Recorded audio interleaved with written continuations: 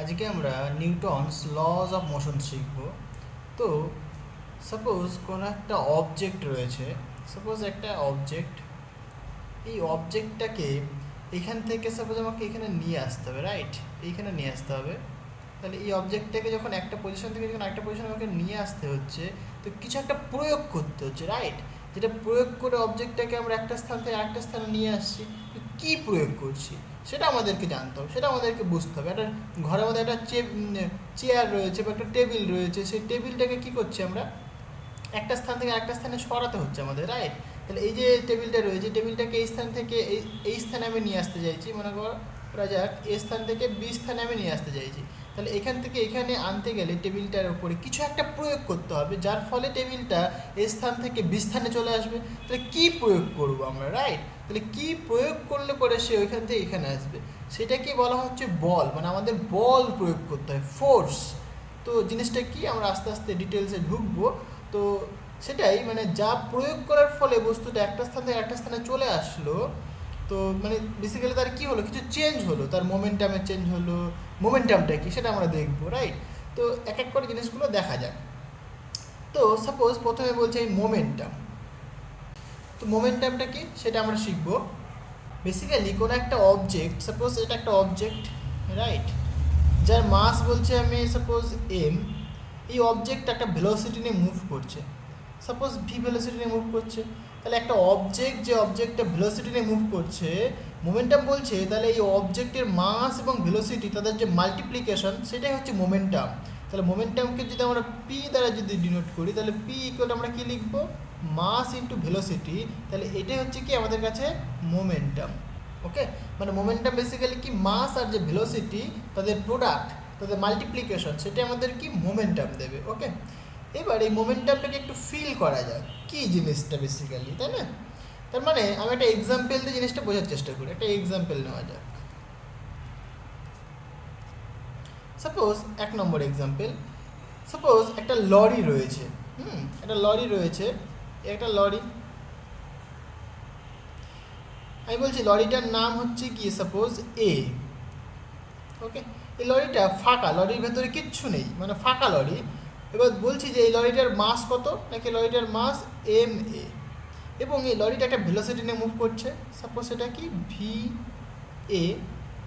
In general সেটাকে আমি বলছি আচ্ছা ঠিক আছে ভি এ, অসুবিধা নেই। এবং আমি আরেকটা লরি ধরলাম এইখানে, এই লরিটার নাম বলছি আমি বি, এবং এর মাস আমি বলছি এম বি, রাইট? এবং এও মুভ করছে একটা ভেলোসিটি নিয়ে, আমি বলছি এই ভেলোসিটি ভি বি।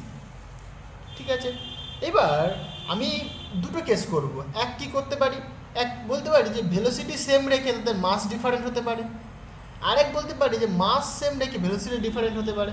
তো প্রথমেই বললাম যে এটা কি হলো, মানে ভেতরে কিছু নেই, কিন্তু বলছি এটার ভেতরে কিছু আছে, তো এটা হলো নয়, রাইট? তাহলে পরে এটার মাস বেশি এটার থেকে, মানে M B is greater than M A. তাহলে আমরা এখানে বলতে পারবো কি M B is greater than M A, right? এটা জানি আমরা এটা। এবং আমি বলছি তাদের ভেলোসিটি সেম, কি বললাম, এবং তাদের ভেলোসিটি মানে V A equal to V B, সে এটা ইকুয়াল টু ভি। তার মানে তাদের ভেলোসিটি সেম, বাট তাদের কি মাস ডিফারেন্ট। তাহলে এর মাসটা বেশি। তাহলে আমি যদি মোমেন্টাম দেখার চেষ্টা করি, সাপোজ আমি বললাম যে এই যে অবজেক্টটা, মানে এই যে গাড়িটা, লরিটা, এই লরিটার মোমেন্টাম কত হবে, তাহলে এর মোমেন্টাম হবে নিশ্চয়ই P A that is equal to M A. যেহেতু ভেলোসিটি সবার সেম, তাহলে আমি বলবো ভি, সিম্পল, ঠিক আছে? এর মোমেন্টাম কত হবে, এর momentum P B that is equal to mass into velocity, mass কত M B into velocity V. Okay, তাহলে পরে ভি সেম বাট মাস কিন্তু ডিফারেন্ট। বললাম যে এই বি লরিটার মাস বেশি, এ লরিটার মাস কম, তাই না? তাহলে পরে কার মোমেন্টাম বেশি হবে? নিঃসন্দেহে এই পিবির যে মোমেন্টাম, মানে যে বি যে লরিটা, বি লরিটার মোমেন্টাম বেশি হবে। সুতরাং আমরা এখানে বলতে পারবো যে P B is greater than P A, right? Okay, এইবার আমি একটা কন্ডিশন বলছি। সাপোজ এই দুটো লরি সেম ভেলোসিটি নিয়ে যাচ্ছে, ডিফারেন্ট মাস। তাদেরকে আমি বললাম যে একটা নির্দিষ্ট স্থানে তাদেরকে থামতে হবে, একই পজিশনে তাদেরকে থামতে হবে। তাহলে সাপোজ আমি বলছি এখানে একটা পজিশন দিলাম আমি, এটা সাপোজ আমি বলছি যে পজিশন আমাদের, রাইট? তাহলে এই পজিশনে আমাদেরকে থামতে হবে। তো দুটো লরিকে একসাথেই থামতে হবে। তাহলে দুটো লরিকে যদি একসাথে থামতে হয়, কার ক্ষেত্রে বেশি জোর দিতে হবে, মানে কোন লরিটাকে থামাতে বেশি জোর দিতে হবে? কারণ এর মাস কম, এর মাস বেশি, দুজনের ভেলোসিটি সেম, নিশ্চয়ই এর মাসটা যেহেতু বেশি, তার জন্য কি এই লরিটাকে থামাতে কিন্তু বেশি মানে এনার্জি আমাকে দিতে হবে, মানে ব্রেকে বেশি প্রেশার দিতে হবে আমাকে, তাই না? তাহলে পরে এই লরিটাকে থামাতে আমাকে বেশি কিছু প্রয়োগ করতে হচ্ছে, কি মানে বেশি কি প্রয়োগ করতে হচ্ছে? দ্যাট ইজ দ্য ফোর্স, ঠিক আছে? কারণ এর মোমেন্টাম বেশি। তাহলে এই মোমেন্টাম যেহেতু বেশি, তাই এটাকে থামাতে আমাকে বেশি বল প্রয়োগ করতে হচ্ছে। কিন্তু এই যে এই অবজেক্টের মাসটা যেহেতু কম, মোমেন্টামও কম এই বি অবজেক্টের রেসপেক্টে, তাই আমি বলবো যে এ লরির ক্ষেত্রে কিন্তু ততটা মোমেন্টাম নেই যতটা বি লরির আছে। তাই কি এ লরিতে ব্রেকটা কি কম দিলেও হবে, মানে ব্রেকে যে কম ফোর্স দিলেও হবে, তাই না? তার মানে কি বি লরির ক্ষেত্রে কিন্তু বেশি বল আমাকে প্রয়োগ করতে হবে। আমি এই এক্সাম্পলটাকেই আবার বলছি যে যদি ডিফারেন্ট ভেলোসিটি হয় বাট সেম মাস হয় তাহলে কেমন হবে, রাইট? এটা আমাদের একটা লরি যে কি ভেলোসিটি ভেলোসিটি নিয়ে যাচ্ছে, লরিটার নাম বলছি আমি এ, এর মাস কতখানি? এর মাস আমি বলছি যে এম এ। সিমিলারলি এখানে আরেকটা লরি রয়েছে আমাদের কাছে, ওকে? এই লরিটা ভি ভেলোসিটি নিয়ে যাচ্ছে, এটা বি লরি, এর মাস কতখানি? বললাম এম বি। এবার আমি বললাম যে তাদের মাস সেম, ঠিক আছে? মাস সেম মানে দুটোই হলো গাড়ি, তার মানে কি M A is equal to M B, সেটাকে সিম্পল আমরা এম ধরতে পারি। কিন্তু তাদের ভেলোসিটি বললাম ডিফারেন্ট। সাপোজ আমি বলছি যে V B is greater than V A, okay? Simple আমি এটা বললাম জাস্ট। তাহলে এর মোমেন্টাম কত হবে? নিশ্চয়ই P A equal to M into V A. এর মোমেন্টাম কত হবে? P B equal to M into V B, right? যেহেতু এই লরিটার ভেলোসিটি বেশি এই লরির রেসপেক্টে, তাই কি বলবো আমরা? এর মোমেন্টামটা বেশি হবে। সুতরাং আমরা এখানে বলতে পারবো যে P B is greater than P A, right? এবার তাহলে এর মোমেন্টাম কিন্তু এর রেসপেক্টে বেশি। এবার আমি একই প্রশ্ন করলাম যে এদের দুজনকে একই পজিশনে থামতে হবে, এটা হচ্ছে আমাদের পজিশনটা, রাইট? দুজনকে একই পজিশনে থামতে হবে, তাহলে কোন লরিতে বেশি বল প্রয়োগ করতে হবে? নিশ্চয়ই এই লরিতে বেশি বল প্রয়োগ করতে হবে, কারণ কি এর মোমেন্টাম বেশি। বি লরির ক্ষেত্রে মোমেন্টাম বেশি, তাই বি লরিতে বেশি বল প্রয়োগ করতে হবে তাদেরকে একই পজিশনে থামতে গেলে। তাহলে এখান থেকে আমরা একটা ফিল করতে পারছি দ্যাট ইজ মোমেন্টাম, তাই না? এবার সেখান থেকে আমরা ফোর্স, যে বলের ফিলটা পাচ্ছি আমরা, যে কী প্রয়োগ করতে হচ্ছে, কেন প্রয়োগ করতে হচ্ছে, কারণ মোমেন্টামের সাথে একটা বলের তাহলে রিলেশন দেখতে পাচ্ছি আমরা, তাই না? তো এখান থেকে আমরা নিউটনের যে তিনটে সূত্র, সেই তিনটে সূত্র আমরা আস্তে আস্তে ডিসকাস করব। তো দেখা যাক, তো নিউটনের যে ল সেগুলো কী ছিল। So Newton lodge of motion, ঠিক আছে? তো প্রথম যে লটা সেটা আমি বলছি যে ফার্স্ট ল,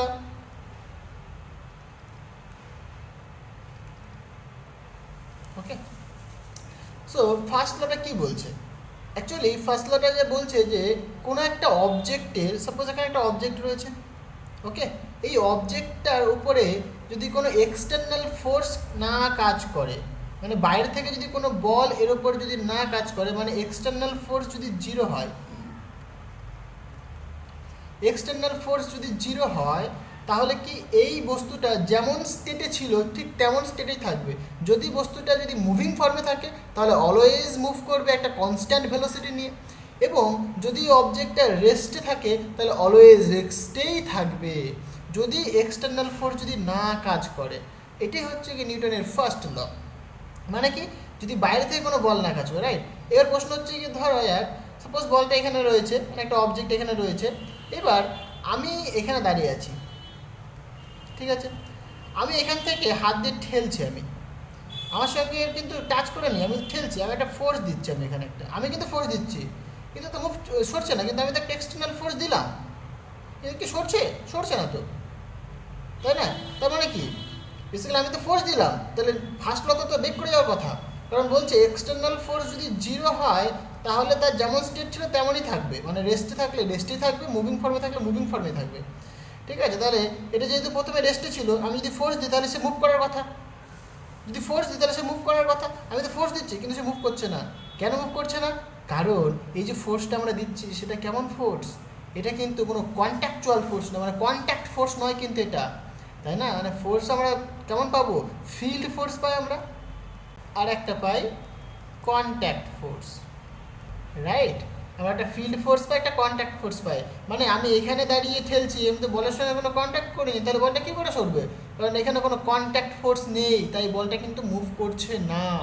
ওকে, কিন্তু এখানে যদি আমি ইলেকট্রিক ফিল্ড দিতাম, এটা যদি চার্জ পার্টিকেল হতো, তাহলে কী হতো? সেটা মুভ করতে পারতো। মানে সেখানে কী ফিল্ড মানে ফোর্স থাকে? সেটা কি ফিল্ড ফোর্স থাকে।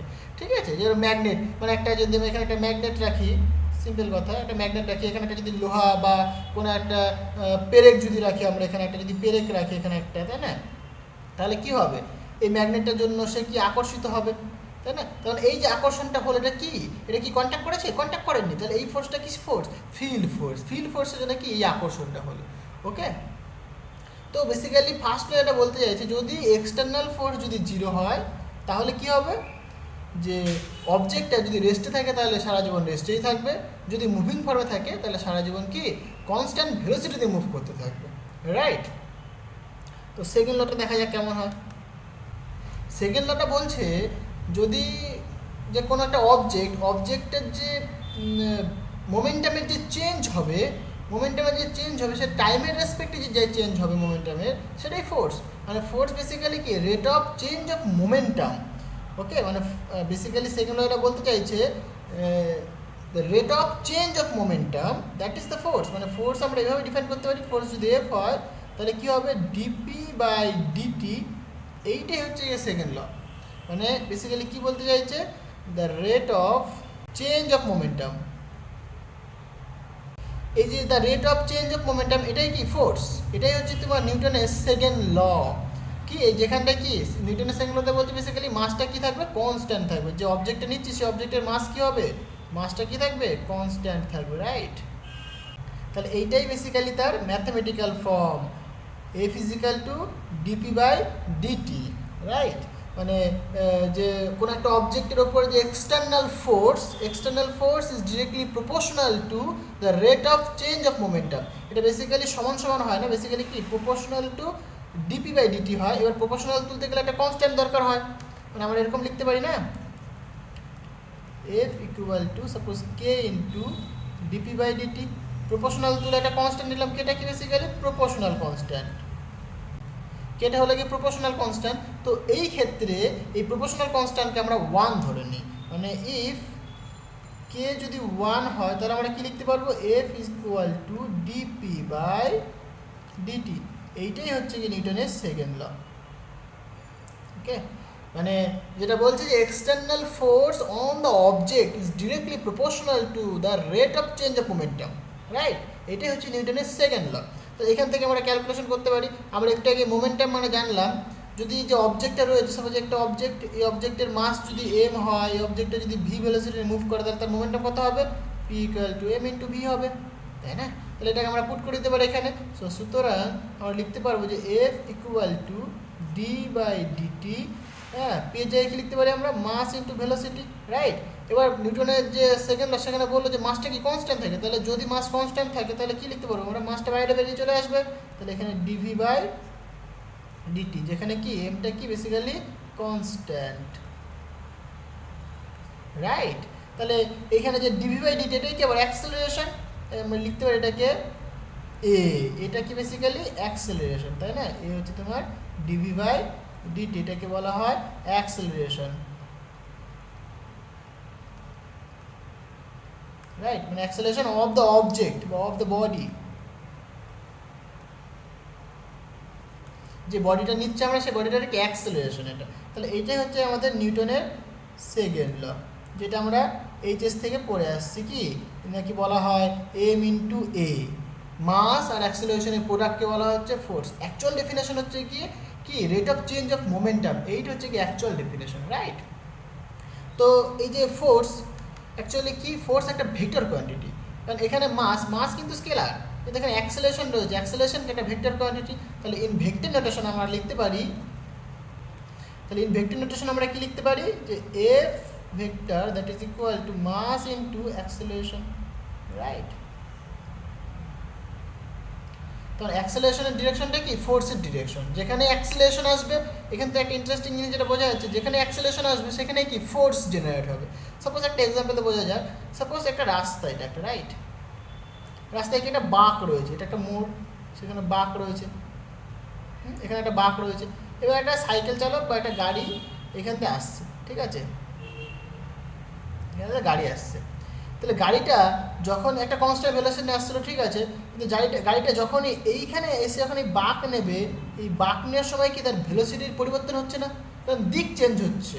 তাহলে দিক চেঞ্জ হওয়া মানে কি অ্যাক্সেলারেশন চলে আসা, তাই না, মানে ভেলোসিটির চেঞ্জ হচ্ছে, ভেলোসিটির চেঞ্জটাই কি দিল অ্যাক্সেলারেশন দেয়। তখন এখানে একটা অ্যাক্সেলারেশন জেনারেট হচ্ছে, যেহেতু এখানে অ্যাক্সেলারেশন আসছে তাহলে অ্যাক্সেলারেশন থেকে কী দেখতে পাচ্ছি আমরা ফোর্স আসবে, তার মানে কি এখানে একটা ফোর্স কাজ করছে। তো এখানে আমরা আস্তে আস্তে আরও শিখবো এখানে কোন ধরনের ফোর্স কাজ করে না করে, সেগুলো আস্তে আস্তে আমরা পরে দেখবো। আমরা বুঝতে পারছি যে অ্যাক্সেলারেশন নেওয়ার জন্য কিন্তু তার ফোর্স জেনারেট হয়ে যাচ্ছে, কারণ বাঁক নিচ্ছে, বাঁক নেওয়ার ফলে অ্যাক্সেলারেশন জেনারেট হচ্ছে, তাহলে অ্যাক্সেলারেশন থেকে ফোর্স আসছে, রাইট। এইটা হচ্ছে কি নিউটনের সেকেন্ড ল। নিউটনের থার্ড ল কি বলছে? সো থার্ড ল বলছে কোনো একটা অবজেক্টের উপর যখন তুমি অ্যাকশন করছো সেও তোমাকে সিমিলারলি সেম এবং অপোজিট ডিরেকশনে একটা রিয়াকশন দিচ্ছে, তাই না, মানে এটাই বলতে চাইছে, মানে নিউটনের যে থার্ড ল, মানে সাপোজ আমি বলছি এখানে একটা অবজেক্ট রয়েছে, রাইট, এই অবজেক্টটা বলছে আমি সাপোজ 1 নম্বর নাম দিলাম, এখানে একটা অবজেক্ট রয়েছে এটাকে বলছে আমি 2 নম্বর। তাহলে এই অবজেক্টটা যখন একে যখন ধাক্কা মারবে নিশ্চয়ই এও একে ধাক্কা মারছে, মানে এ যখন একে অ্যাকশন করলো মানে একটা ক্রিয়া দিল, এ কি তৎক্ষণাৎ কিন্তু একে একটা প্রতিক্রিয়া দিয়ে দিল। তাই বলতে চাইছি নিউটনের যে থার্ড ল সেটা কি, in every action there is an equal and opposite reaction, right, মানে এটা বলতে চাইছে কি, তাহলে প্রত্যেক ক্রিয়ারই কি সমান এবং বিপরীত প্রতিক্রিয়া আছে, রাইট, মানে ইন এভরি অ্যাকশন প্রত্যেক ক্রিয়ারই কি ইকুয়াল মানে সমান অ্যান্ড অপোজিট কি রিয়াকশন রয়েছে, মানে প্রতিক্রিয়া রয়েছে। তাহলে এটাই হচ্ছে নিউটনের থার্ড ল। মানে ব্যাপারটা হচ্ছে কেমন, সাপোজ এই অবজেক্টের উপর একটা ফোর্স দিল, রাইট, তাহলে ফোর্সটা কোন দিকে দিল, সাপোজ আমি বলছি এই দিক বরাবর ফোর্স দিল, তাহলে এই অবজেক্টের ওপরে দিচ্ছে, তো আমি সেটাকে একটা নাম দিচ্ছি, সাপোজ এফ, কার ওপর দিচ্ছে 2-এর ওপর দিচ্ছে, তাই 2 আগে লিখলাম, 1 দিচ্ছে তো 1টাকে পরে লিখলাম, যে যেমন নোটেশন লিখতে পারো কিন্তু একটা সেম নোটেশন রাখতে হবে। তাহলে আমি বলতে চাইছি এখানে যার ওপরে ফোর্স দিচ্ছি তাকে আমি আগে লিখবো, আর যে ফোর্স দিচ্ছে তাকে আমি পরে লিখবো, এটা আমার নোটেশন, রাইট। এবার যে যেমনভাবে রাখতে পারে, হ্যাঁ সে এরকমও রাখতে পারে কি, যে ফোর্স দিচ্ছে তাকে আমি আগে লিখবো, যার ওপর দিচ্ছে তাকে পরে লিখবো, কোনো অসুবিধা নেই, যে যেমন খুশি লিখতে পারে। তাহলে একে একটা ফোর্স দিল, সেটা কত, এটা।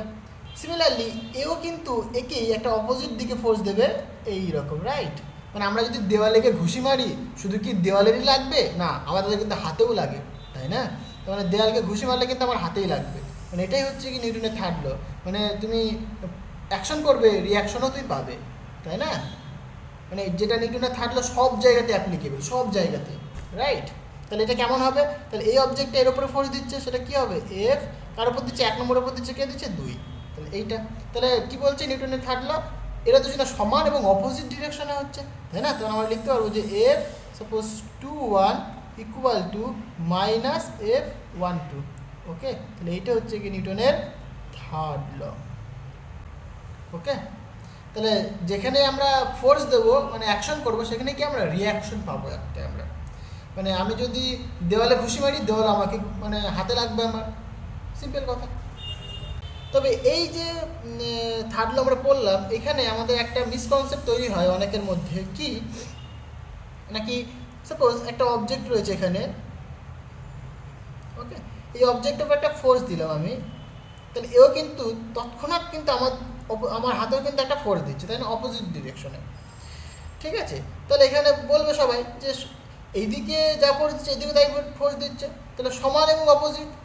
তাহলে একটা সাপোজ আমি একটা এক্সাম্পল নিই, একটা দড়ি নিলাম, ঠিক আছে, এখানে আমার বন্ধু রয়েছে আর এখানে সাপোজ আমি রয়েছে, হ্যাঁ, এটা এ সাপোজ এটা বি, এই দড়ি দিয়ে টানাটানি করা হচ্ছে, তাহলে এ এদিকে টানছে একটা ফোর্স দিয়ে, সেটাকে বলছে আমি এফ বি, আর এও আবার এদিকে টানছে একটা ফোর্স দিয়ে, সাপোজ আমি বলছি সেটা এফ এ, ওকে।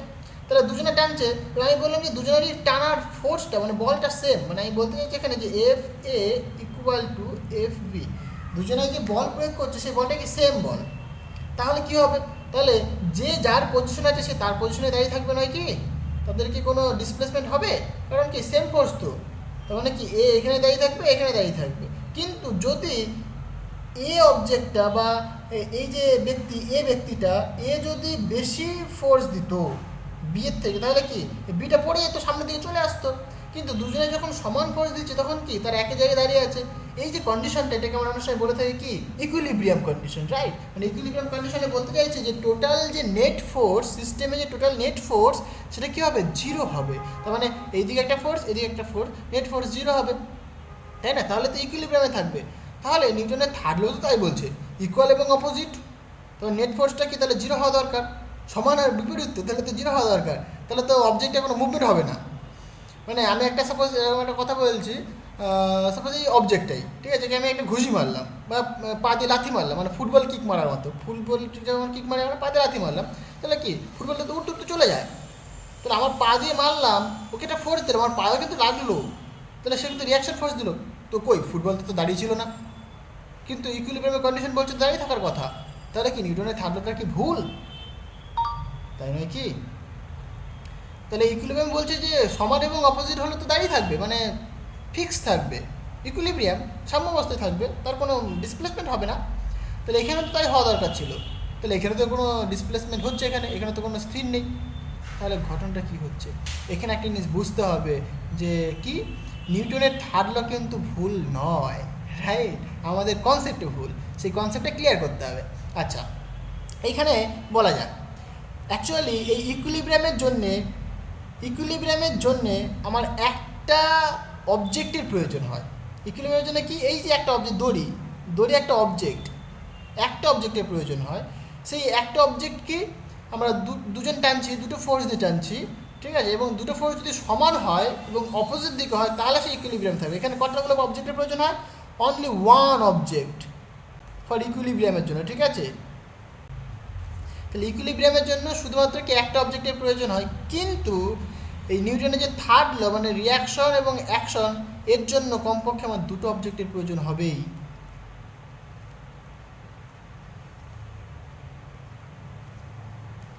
কারণ যে ফোর্স দিচ্ছে সে একটা অবজেক্ট দিচ্ছে, আমার হাত একটা অবজেক্ট, এবং যার ওপরে ফোর্স দিচ্ছে সেটা একটা অবজেক্ট, দুটো অবজেক্ট, তাই না, দুটো অবজেক্ট হলেই তো অ্যাকশন এবং রিয়াকশনের ব্যাপারটা আসবে, তাছাড়া অ্যাকশন এবং রিয়াকশন কী করে আসবে, মানে আমি হাওয়াতে ঘুষি মারলাম, আমার হাতে কি লাগবে না, মানে আরেকটা অবজেক্টের প্রয়োজন আছে আমার, তবেই তো সেটা কার্যকরী হবে, মানে অ্যাকশন এবং রিয়াকশন হবে, তাই নয় কি, মানে আমি যে হাওয়াতে ঘুষি মারি তো কিছুই তো হবে না, মানে কোনো অ্যাকশন করলাম না আমি, তার মানে কোনো একটা অবজেক্টের উপরে, তাই না।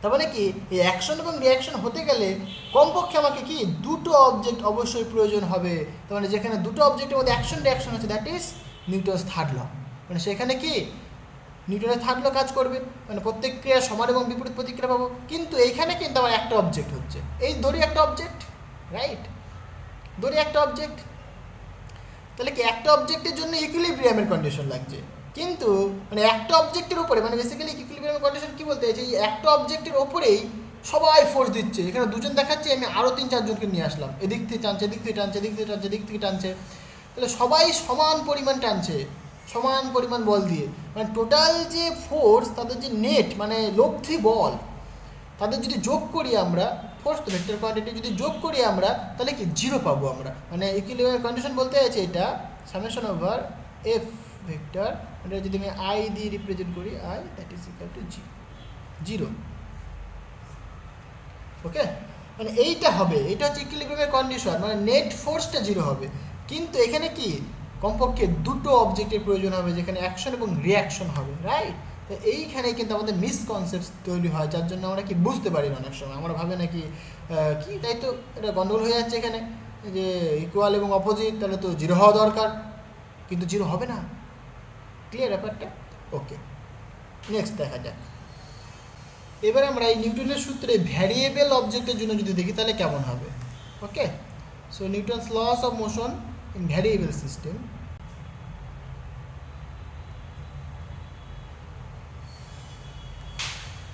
Variable system means mass variable, right? এটাকে আরও স্পেসিফাই বলতে গেলে ফর ভ্যারিয়েবল মাস বলাটা বেশি গুরুত্বপূর্ণ হবে, মানে ভালো হবে। ভ্যারিয়েবল মাস, ওকে। তেমন এখানে কিন্তু মাসটা কিন্তু কনস্ট্যান্ট নয়, মানে মাসটা কি M is not equal to constant, right? তাহলে নিউটনসের ল কী হবে? নিউটনের ল বলছে F equal to dp by dt. তাহলে আমরা পি মানে কি জানি? আমরা পি ইকুয়াল টু বলছে এম ইন্টু ভি, তাই না? তাহলে এখানে আমরা কী লিখতে পারবো? আমরা বেসিক্যালি এফ ইকুয়াল টু পির জায়গায় আমরা কী লিখবো? পির জায়গায় এম ইন্টু ভি লিখবো। এখানে জাস্ট ডেরিভেটিভ করে দেবো, তাহলেই হয়ে যাবে। তাহলে এফ ইকুয়াল টু, তাহলে প্রথমে যেহেতু মাসটা কনস্ট্যান্ট নয়, কনস্ট্যান্ট থাকলে বাইরে বেরিয়ে চলে আসতো, কিন্তু কনস্ট্যান্ট নয়, তাহলে আমরা কী লিখবো? আমরা ইউভির আকারে ডেরিভেটিভ করবো। তাহলে এমটাকে প্রথমে রেস্টে রাখলাম, তাহলে ভি এর ডেরিভেটিভ করবো, তাহলে কী হবে? ডিভি বাই ডিটি প্লাস আমি ভিটাকে রেস্টে রাখি এবার, তাহলে এম এর ডেরিভেটিভ হবে, তাহলে ভিটাকে রেস্টে রাখলাম, তাহলে ডিএম বাই ডিটি। তাহলে একটা মাস ভ্যারিয়েবল যে সিস্টেম, তার জন্য কি হবে? নিউটনসের লটা এই রকম হবে, রাইট? এখানে আমরা ভেক্টর ফর্মে রিপ্রেজেন্ট করতে পারি, যেহেতু ফোর্স একটা ভেক্টর কোয়ান্টিটি, আমি একটা ভেক্টর, এটাকেও ভেক্টর, এটাকেও ভেক্টর বলতে পারবো আমরা, ওকে। এবার আমরা যেটা দেখব যে একটা যে অবজেক্ট যদি একটা ইউনিফর্ম ফোর্স ফিল্ডের আন্ডারে থাকে তাহলে কেমন হবে? ফর ইউনিফর্ম ফোর্স ফিল্ড, ওকে। একটা ইউনিফর্ম ফোর্স ফিল্ড বলতে যেমন সাপোজ আমি এইটা আমাদের কাছে কোঅর্ডিনেট, ওকে। তো একটা অবজেক্ট, এটা একটা অবজেক্ট, এই অবজেক্টকে আমি যদি ছেড়ে দিই উপর থেকে, মানে আমি মনে করা যাক আমি ছাদে রয়েছি, ওকে। ছাদ থেকে আমার হাতে একটা বল রয়েছে, এই বলটাকে আমি জাস্ট ছেড়ে দিলাম, মানে নিচের দিকে থ্রো করলাম না, জাস্ট আমি ছেড়ে দিলাম, তাহলে কি বলটা নিচের দিকে নামবে? কিসের জন্য নামবে? গ্র্যাভিটেশনের জন্য নামবে, তাই না? তার অ্যাক্সেলারেশনটা কত হবে? জি হবে, অ্যাক্সেলারেশন ডিউ টু গ্র্যাভিটি। যেটা কি basically acceleration due to gravity, okay. তাহলে অ্যাক্সেলারেশন ডিউ টু গ্র্যাভিটি মানে জি নিয়ে নামছে। এবার এর মাস যদি এম হয়, তাহলে নিচের দিকে একটা তার ফোর্স কাজ করছে, রাইট? সেই ফোর্সটা কতখানি হবে? নিশ্চয়ই এমজি হবে। নিচের দিকে যে ফোর্সটা কাজ করছে সেটা কতখানি হবে? এমজি হবে, মানে মাস ইন্টু অ্যাক্সেলারেশন, তাহলে এমজি ফোর্স কাজ করছে। তাহলে আমরা এখানে এরকমভাবে লিখতে পারবো যে এই গ্র্যাভিটেশনাল ফোর্স ফিল্ডের জন্য কিন্তু অবজেক্টটা ফ্রিলি নিচের দিকে পড়ছে, একটা ইউনিফর্ম ফোর্স ফিল্ডের মধ্যে পড়ছে। মানে কি ইউনিফর্ম ফোর্স ফিল্ডটা কি? গ্র্যাভিটি হচ্ছে কি মানে ইউনিফর্ম ফোর্স ফিল্ড, মানে gravitational force field is a uniform force field, okay. তাহলে আমরা এখানে বলতে পারি, ওকে। তাহলে ফোর্সটা কত হবে? সুতরাং আমরা এখানে বলতে পারবো যে ফোর্সটা F equal to M G. এবার আমি যদি ভেক্টর দিলাম, তাহলে কোন দিকে নামছে? নিচের দিকে নামছে। আমি সাপোজ বলছি এটা কোঅর্ডিনেট সেট করছি, এটা এক্স, এটা ওয়াই, এটা জেড, ওকে। এটা অরিজিন আমাদের। তাহলে ওপর দিকটা যদি পজিটিভ জেড অ্যাক্সিস হয়, তাহলে এটা কে ক্যাপ, এটা আই ক্যাপ, এটা জে ক্যাপ। ওয়াই অ্যাক্সিস বরাবর জে ক্যাপ, এক্স অ্যাক্সিস বরাবর আই ক্যাপ, জেড অ্যাক্সিস বরাবর কে ক্যাপ। তাহলে নিচের দিকে নামছে, তাহলে কি হবে? মাইনাস কে ক্যাপ হবে, রাইট? তাহলে এখানে আমরা কী লিখবো? মাইনাস কে ক্যাপ। তাহলে এইটা হচ্ছে আমাদের কি ইউনিফর্ম ফোর্স ফিল্ডের মধ্যে অবজেক্টের উপরে ফোর্স। ইউনিফর্ম ফোর্স ফিল্ডটা কি basically gravitational force field, right? এখন একটা প্রবলেম করা যাক। সাপোজ একটা প্রবলেম বলতে চাইছি যে আমি একটা অবজেক্টটা কি ফ্রিলি ফল করছে আন্ডার গ্র্যাভিটি, মানে একটা অবজেক্টকে আমি বাড়ির ছাদ থেকে, একটা বলকে বাড়ির ছাদ থেকে কি জাস্ট আমি ছেড়ে দিলাম, তাহলে তার ইকুয়েশন অফ মোশন কেমন হবে সেটা আমরা দেখতে চাইছি, right? So equation of free falling body, তো একটা ফ্রি ফলিং বডির ক্ষেত্রে ইকুয়েশন কেমন হবে সেটা আমরা দেখবো, ওকে।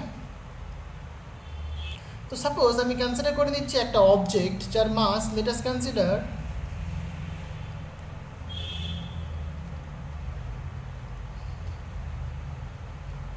a particle of mass m which is falling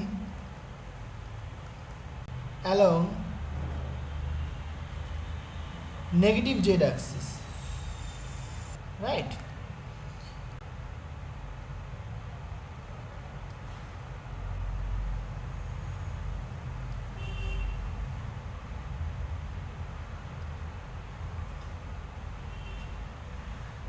এটা x অ্যাক্সিস, এটা y অ্যাক্সিস, এটা z অ্যাক্সিস, ওকে, তো এখানে একটা আমি অবজেক্ট নিলাম, একটা পার্টিকেল যার মাস এম, সে নিচের দিকে নামছে, তার অ্যাক্সেলারেশন কী হবে? নিশ্চয়ই জি হবে, যেহেতু আন্ডার গ্র্যাভিটি আন্ডারে নামছে জি অ্যাক্সেলারেশন নিয়ে। ওকে, তাহলে এই অবজেক্টের ইকুয়েশন অফ মোশন কেমন হবে সেগুলো আমরা স্টাডি করব।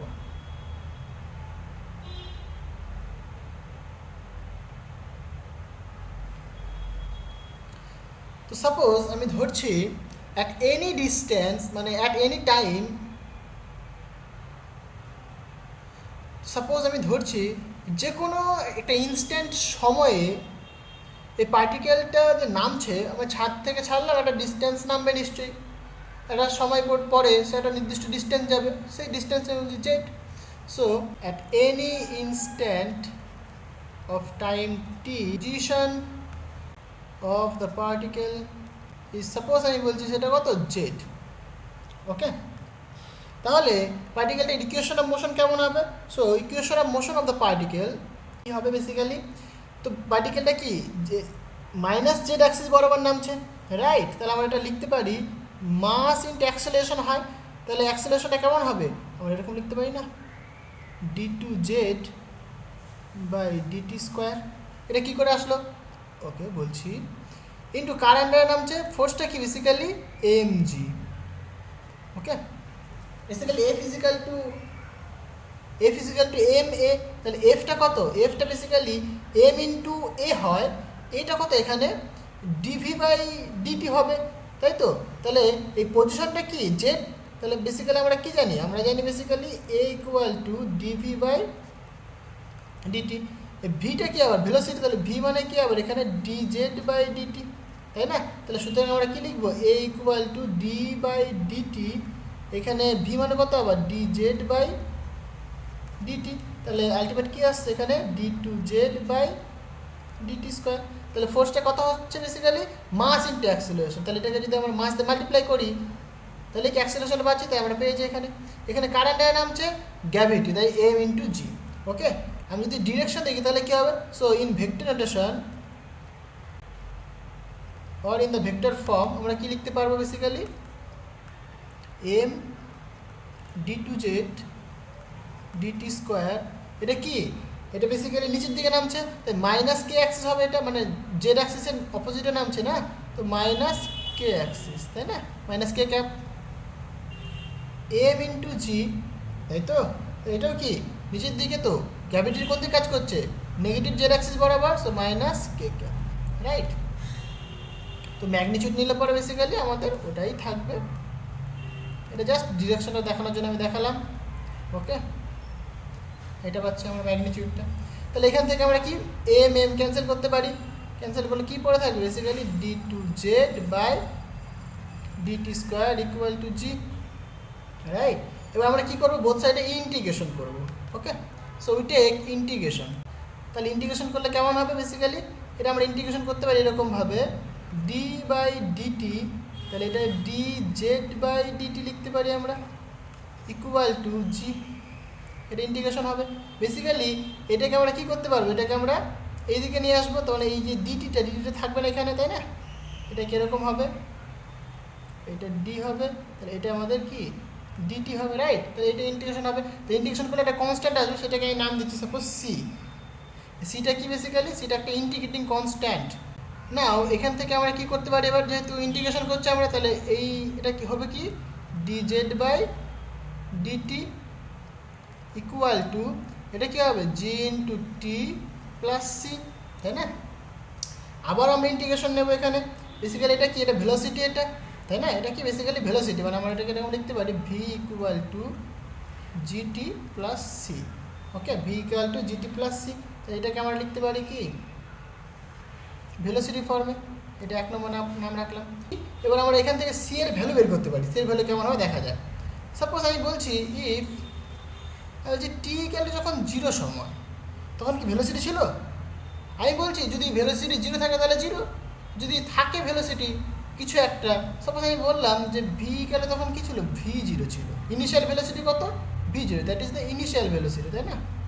মানে ব্যাপারটা হচ্ছে এরকম যদি হতো, সাপোজ ওকে আমি এখানে অবজারভার, সাপোজ একটা কেউ একটা বন্দুক দিয়ে বুলেট ছুঁড়েছে, রাইট? এটা হচ্ছে বুলেট। এটা তাহলে বুলেটটা এইখান থেকে ছোড়া হয়েছে, সাপোজ এইখান থেকে বুলেটটা ছোড়া হয়েছে, হ্যাঁ, কান থেকে বুলেটটাকে ছোড়া হয়েছে এখান থেকে। তাহলে বুলেটটা আসছে, একটা কনস্ট্যান্ট ভেলোসিটি নিয়ে আসছে। তো আমি এখানে দাঁড়িয়ে আছি, তাহলে আমি এইখান থেকে অবজার্ভ করলাম, আমি এখানে অবজার্ভ করলাম। সাপোজ বুলেটটা এখানে গিয়ে থামলো, তাহলে আমিও আমার অবজারভেশন কোথা থেকে? এখান থেকে। তাহলে কি এখন কি আমি ভেলোসিটিকে জিরো দেখছি বুলেটটা? না, কিছু একটা ভেলোসিটি রয়েছে, তা v0। ওকে, ইনিশিয়াল ভেলোসিটি v0, সে ফাইনাল ভেলোসিটি v। তাহলে ইনিশিয়াল ভেলোসিটি কিন্তু এখানে জিরো নয়। ইনিশিয়াল আমি যে অবজার্ভ করছি, আমার অবজারভেশন অনুসারে তার ভেলোসিটি কত? এখানে v0। মানে এখান থেকে যখন যাত্রা শুরু করেছি তখন তার ভেলোসিটি জিরো, এখানে প্রথম ইনিশিয়ালি। কিন্তু যখন যাত্রা শুরু করে ফেলেছে তখন তার ভেলোসিটি কিন্তু v0। তাহলে আমরা সেটা লিখতে পারি। সুতরাং তাহলে আমরা এখানে বলতে পারবো যে v equal to G into T plus v0। আমরা ছোটোবেলায় সূত্র পড়েছিলাম যে v is equal to U plus AT, এটা ঠিক সেরকমই লাগছে না দেখতে। v is equal two v0 plus এখানে কত? জি ইন্টু টি। ওকে, তো এটাকে যদি আমরা ফার্দার ইন্টিগ্রেশন করি, মানে এটা মানে এরকম, তো আবার dz by dt that is equal to কত? v0 প্লাস জি ইন্টু টি। তাহলে এখানে যদি আমরা আবার ইন্টিগ্রেশন করি তাহলে কী হবে? না, উই টেক ইন্টিগ্রেশন নিচ্ছে আমরা, তাহলে কী হবে বেসিক্যালি?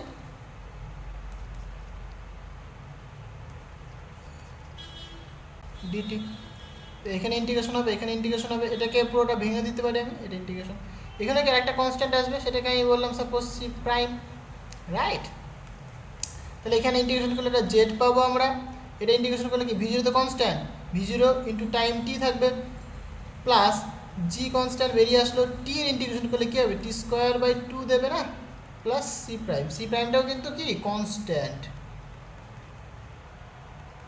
এটা পাচ্ছি আমরা। এখানে একই রকম, suppose if T equal to যখন জিরো, যখন টি ইকুয়াল টু জিরো তখন কি তার কোনো পজিশন ছিল না, Z is equal to zero. T equal to জিরোর সময় তার কী আর পজিশন হবে? সে তো জিরো পজিশনে রয়েছে, টি ইকুয়াল টু জিরোতে সে জিরো পজিশনে আছে, রাইট? তাহলে আমরা এখানে সুতরাং কী বলবো? যে Z equal to v0 into T. যেহেতু এখানে জিরো পুট করলাম আমরা, তাহলে এখানে কী হবে বেসিক্যালি? জিরো, এটাও জিরো হবে, এটাও জিরো হবে, তাহলে ইকুয়াল টু সি প্রাইমটা জিরো, তাহলে সি প্রাইমটা কী হলো? এখানে জিরো হলো, না? তাহলে এখানে পাচ্ছি আমরা কি? হাফ জি টি স্কোয়ার। তাহলে জেড ইজিক্যালি কী পাচ্ছি আমরা? v0 into T plus half of G T square, যেটা আমরা পাই, তাই না?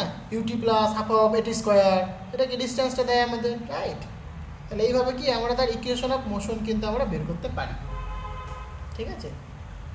একটা জিনিস বলা উচিত ছিল আমার, যেটা v ইকুয়াল টু v0 যদি হয় তাহলে সুতরাং আমরা c ইকুয়াল টু কত বলবো? আমরা c ইকুয়াল টু v0 বলবো। সেই c ইকুয়াল টু v0 সেই মানটা এখানে বসিয়েছি আমরা, তার ফলে আমরা এটা পেয়েছি। ওকে, সো এইভাবেই প্রবলেমগুলো আমরা করতে পারি। সো আজকে এই পর্যন্তই থাক, দেখা হবে আবার নেক্সট ভিডিওতে। Thank you.